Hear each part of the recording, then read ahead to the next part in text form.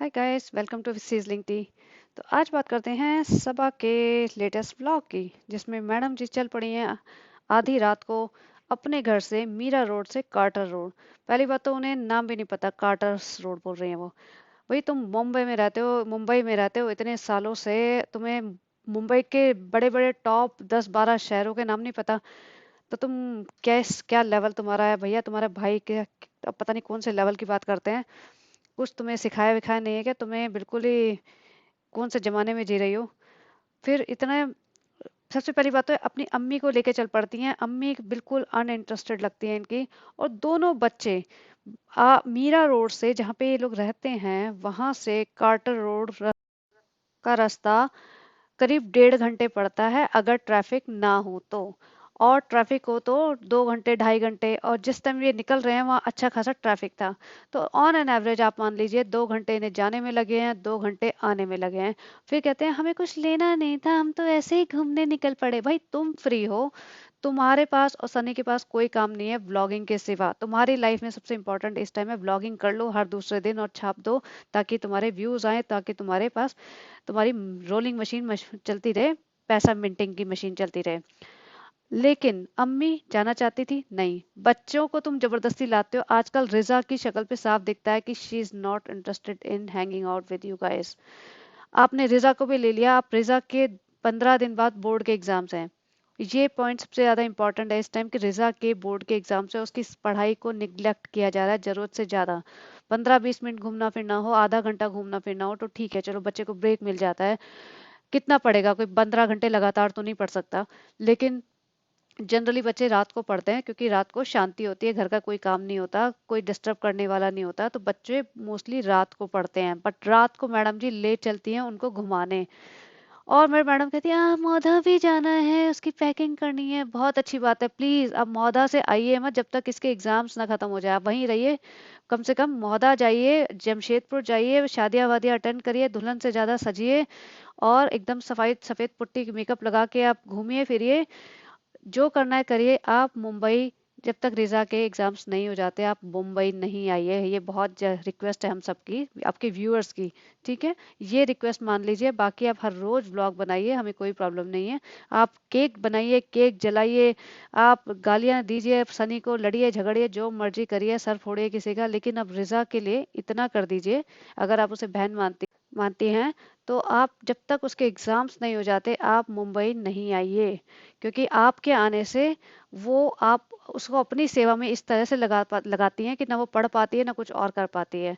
सारे टाइम उससे blog shoot करवाती हैं, उसको लेके एज ए कंटेंट घूमती रहती हैं, उससे घर की सफाइयां करवाती हैं, आप चप्पल जूते उतरवाती हैं, अपनी पर्सनल हेल्पर बना के उसको घूमती हैं। तो आपसे रिक्वेस्ट है, आप इतना कर दीजिए। फिर वो कार्टर रोड तो चलो घूमना फिरना हो गया, वहां पे एक कार जल रही थी, उसके लिए इतना ज्ञान दे रही है, अल्लाह ऐसा करे सब लोग सही हो। भाई वो तो दूर की बात है, वो दूर की फैमिली है जो परेशान हो रही है, भगवान करे सब सही हो, बिल्कुल ठीक हो, किसी को कोई भी ना चोट आई हो।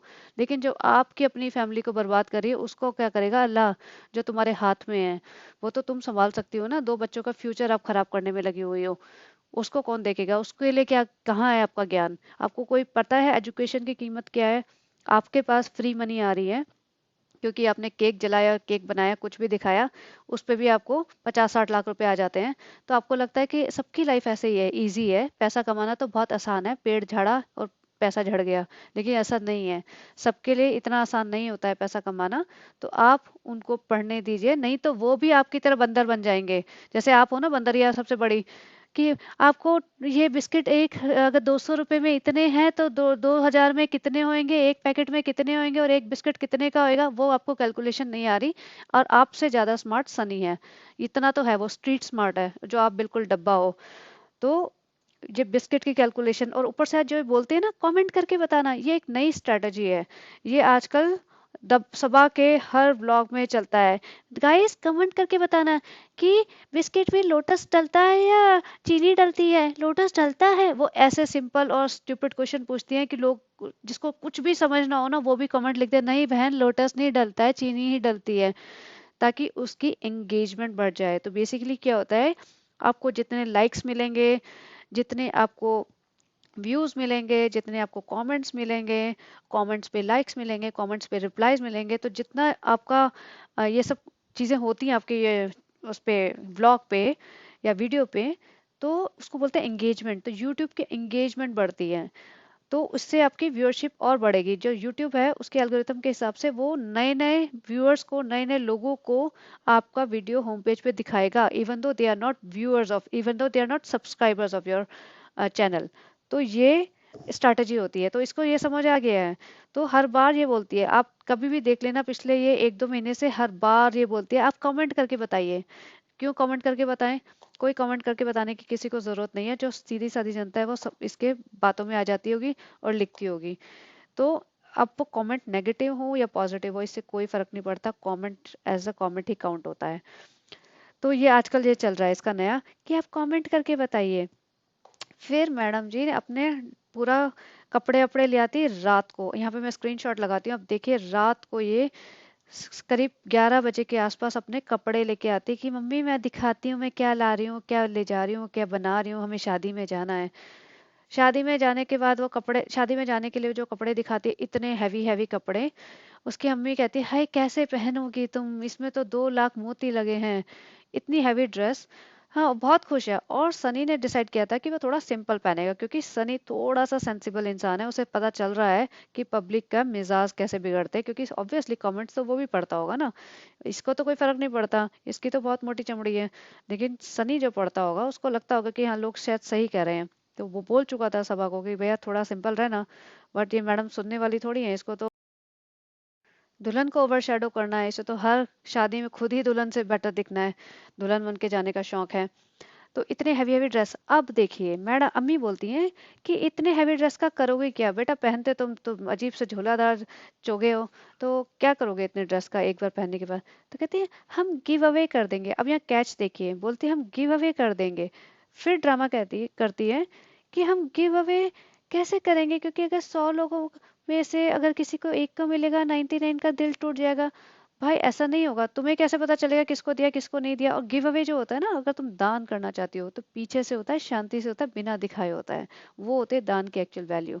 तुम सोच रही हो कि हम गिव अवे के नाम पे 3 ब्लॉग खींच दें, कि हम ये वाला इसको भेज रहे हैं, ये वाला इसको भेज रहे हैं, ये वाला उसको भेज रहे हैं, और फिर पब्लिक तुम कमेंट करके बताना किसको चाहिए, और पब्लिक मतलब बावली हो जाए तुम्हारे लिए, और 25,000 कमेंट आ जाए, उसमें से तो तुम अपने पहने हुए 4 कपड़े किसी को भेज दो और उसमें से 4 ब्लॉग खींच लो। तो यही तुम्हारी स्ट्रैटेजी है, तुम यही करना चाह रहे हो। और ये कोई गिव अवे वगैरह कुछ करती है नहीं, ये इसका हमने देख लिया। आपको मैंने, अगर आपको मैंने पहले भी बोला था कि एक शॉर्ट बनाया था कि इसने 2 सूट नानी को दे दी थी, और वही 2 सूट कहती है अब हम इसको किसी को दे देंगे। तो या तो नानी को नहीं दिए या तो किसी और को नहीं दिए, क्या झोल है ये यही जाने। फिर उसके बाद ये करते करते कपड़े दिखाते दिखाते इसके बज गए ऑलमोस्ट 1:45, और 1:45 कहती है हाँ थक गए, हालत खराब हो गई, इसलिए अब हम खाएंगे तरबूज। अब यहाँ देखिए स्क्रीनशॉट, ये है 1:45 बजे। 1:45 मैडम जी तरबूज कटेगा उनके लिए, और फिर तरबूज खाएंगी, उसके बाद कब तो जाएंगी। और सनी तो यहाँ दिख नहीं रहा था, सनी जा चुका है। तो सनी भी इसके ये सब ड्रामों से फेड अप हो चुका है कम्प्लीटली। सनी ने समझ लिया है कि ये रात का ना इसका सोने का टाइम है ना उठने का, और इन्हें जाना है कल महोदा। तो सनी कहता है महोदा जाने की सारी तैयारी रात को ही कर लेंगे, सुबह नहीं करनी है। तो वो तैयारी कर रहा होगा ऊपर, इसने बोल दिया होगा जाके तो तैयारी कर, मैं तो अपना ब्लॉग बना के इनको हैरास करके ही आऊंगी। अब यहाँ देखिए रिजा भी बैठी हुई है। अब कब तो ये पढ़ेगी, अगर इसको पढ़ने का मूड होगा भी थोड़ा बहुत, तो 1:45 बजे तक ये मैडम जी बैठी हुई हैं। उसके बाद तो तरबूज खाया होगा, फिर अपना सामान समेटा होगा, गई होगी, 2:30 बजा दिए होंगे इसने। तो क्या तो बच्चा पढ़ेगा और क्या इसकी अम्मी सोएंगी, क्योंकि हर कोई थोड़ी ना 12 बजे उठता होगा इसकी तरह से। तो ये जो लाइफस्टाइल अपना तो खराब कर ही चुकी है, बच्चों का और अम्मी का भी खराब कर रही है, और अम्मी की हेल्थ भी खराब कर रही है। और ऐसे में जनाब ने जैसे अपने पापा को अपने पास रख लिया है ना, क्योंकि उन्हें समझ आ गया था कि ये लड़की क्या कर रही है, क्योंकि हमें जो नहीं दिखता ना, ऑब्वियसली इन्हें तो पता ही होगा कि घर में चल क्या रहा है। जब हम इनके 15 मिनट के व्लॉग देख के इतने इरिटेट हो जाते हैं इनकी हरकतों से, इनके दोगलेपन से, और इनके जो फेक ड्रामे होते हैं, रिपीटेड ड्रामे, रिपीटेड ज्ञान होते हैं जिसपे ये खुद नहीं अमल करते, तो ऑब्वियसली जो लोग साथ में रह रहे हैं उनको तो इनके असली चेहरे पता ही होंगे ना। इसीलिए तो आमिर जहांगीर बार बार आके बोलता है कुछ भी।